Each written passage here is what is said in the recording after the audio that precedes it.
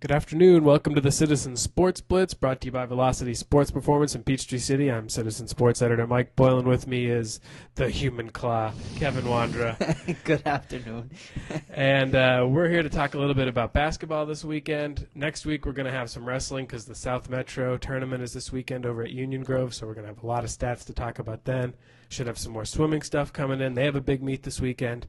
But let's talk basketball. What we're going to do is talk about the games coming up this weekend and then give you kind of a recap of what's happened with them so far. Now, a big game tonight, just because it's two local rivals playing, is McIntosh Stars Mill at McIntosh. Lady Chiefs picked up a win Tuesday over Whitewater, but the boys won too. You were at that game. What did you see? Who's leading the way for McIntosh this year? The McIntosh boys, that was the most impressive performance I've ever seen from them. They are just massive this year. Kids that stood out, Robert Chubb, the huge center, Jeremy Lampkin, Patrick Michael, just numerous kids stood out. They really emptied their bench in that game. A couple other kids I'll mention too, Mikey Thompson, Carson Crandall. Just an outstanding game by McIntosh. Keep an eye on them. I think they can contend for the region championship this year. Well, they played Fayette County really close about a week ago. So, yeah, they're staying in games. They're really showing that they can play. Lady Chiefs won 26-20. They got a big game, especially in the end from Erin Justice. She got 9 of her 13 points in the fourth quarter. Right. But we're seeing good stuff from Whitewater this year, too. They're 4-4 right now, and I think, they got to be pretty happy with that. And last year they only had like 2 or 3 wins, so they're always showing significant improvement. Right. I think they're a team that is putting their thing together and hopefully will make a nice run in the tournament as well. Now, McIntosh will host East Coweta tomorrow. So if you don't make tonight's game, certainly go check them out tomorrow. Those games start early tomorrow. It's like 4:30 for the girls' game. Now, the game I'm checking out tonight is Fayette County Westlake. And what I'm hearing from everybody is this is the de facto region championship game. Everybody expects these two teams to be in it at the end. Fayette County, both boys and girls have just been whipping up on people. They're both 6-1. They played at Woodward the other night. Fayette County girls won 48-34. Big game from Anma Onyuku, 16 points. Sasha Sims chips in 10.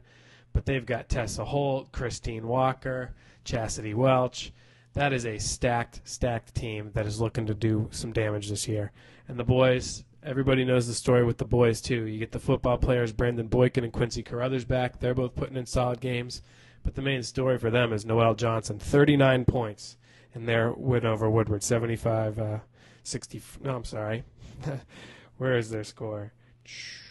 91-57. They had a 47-26 lead at the half and then just cruised. 39 points, 24 of which came from three-pointers from Noel Johnson. So big game for them. You'd be hard-pressed to find a more talented trio in the area than Johnson, Boykins, and Carruthers. Just exceptional athletes, all three of them. And then they have Terrence Turner, who's great on the glass. Freshman Maurice Dorsey, who looked amazing last weekend, really has a nice reach, does very good rebounding as well. Everybody on that team was chipping in last week. Corey Simmons had a nice game. So that's a team that has a lot of depth, and they're looking to erase some of their playoff demons from the past. This might be one of the more talented teams I've seen Fayette County field, so good for them. Our Lady of Mercy is on the road this weekend. They're at Galloway and at Fellowship Christian. Mercy's starting to come around too. Their girls are looking pretty good, and their boys are really good. You saw them play. Who's standing out for them? The boys' game last week, they beat Whitewater for the first time in school history. It had to be one of the biggest wins in school history. Namdi Moe and Richie Obiora, both kids, huge. They can really take it to the basket. Tremendous verticals on these kids. They threw down some nasty dunks. Mo led all scorers in that game with 24 points, and Ubiora had 16. Those are really the two standouts for them. I think those two kids can take Mercy a long way. And even that Mercy team, that's the most talented Mercy team I've ever seen, too. Well, and they're ranked right now in Class A. They're ranked number 10, I think, in the Georgia Athletic Coaches poll that comes out on georgiasports.com. They've got to be ecstatic over that. Now, they lost the other night to Whitfield. But really, that game just kind of fell apart in the last 2 minutes with foul trouble. So they're hanging with teams that they're going to be competitive with all year, and that's a big step up. And the girls played pretty well, too. Kelly Tolcher, I know, is helping the girls' team along. Yeah, Kelly Tolcher is a good scorer for them. Daughter of head coach Mark Tolcher. She definitely gives that team a spark. Talented player. We're going to take a quick break, and we'll come back and finish up what some of these other games are, things we've seen so far, what we expect to see in the coming weeks as we get up to Christmas and the Christmas tournament, so just stay tuned. It doesn't matter what sport you play. It doesn't matter what position you play. It doesn't matter whether you're turning pro or just starting out. It doesn't even matter how old you are. If you want to maximize your potential, you need Velocity Sports Performance. Velocity Sports Performance. Maximize your potential. We guarantee it.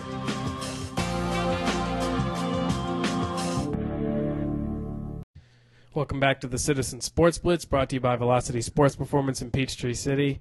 Let's talk about the other games that are coming up. Whitewater hosts Creekside tonight. Whitewater, girls are playing better than they did last year. Boys are struggling more than they did last year, but that's to be expected. They graduated a lot of their talent. You've seen Whitewater play a little bit this year. What are you seeing from the girls? I know Jackie Gittins is stepping up, but there's some other players that are playing pretty well. They have that one girl, I can't think of her name off the top of my head.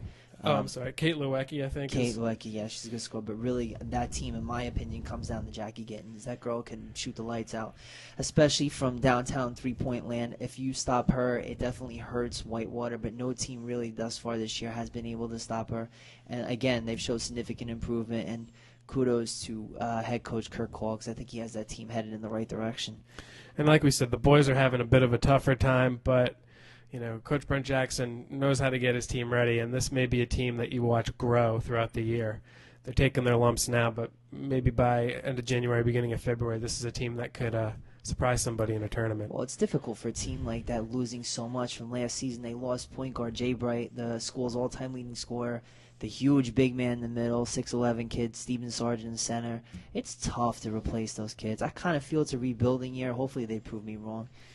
Ronaldo Jenkins led them the other night. Right. Chris Asbury's playing pretty well, Right. so that's showing that, you know, it's a pretty nice transition from basketball to from football to basketball. So Landmark Christian plays this weekend at Green Forest Christian. The Landmark girls look poised to make another run at a state title. They were very close last year, lost in the final minutes of the Class A final. Everybody but Christian Honeycutt's back, including her sister Diamond. They've just got a very nice team. Coach Jim Waller knows how to get a team ready for the playoffs, and they just look solid. Boys look pretty good this year, too.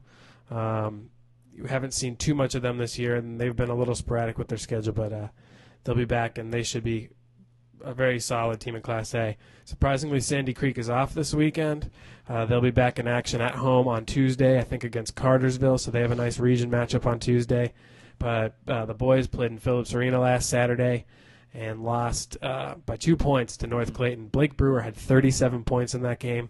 So that's a very talented team, and certainly a team that's going to make a lot of noise in their region. And the girls look very good this year, too. Coach Leslie Cooper's got a nice bunch there, and they should be pretty strong as well. Going back to the boys' game, Blake Brewer, just a great player. You know, we talk about the Fayette County kids, but keep an eye on Blake Brewer. He is one of the top players in the area, and he's one of the top players in their region as well.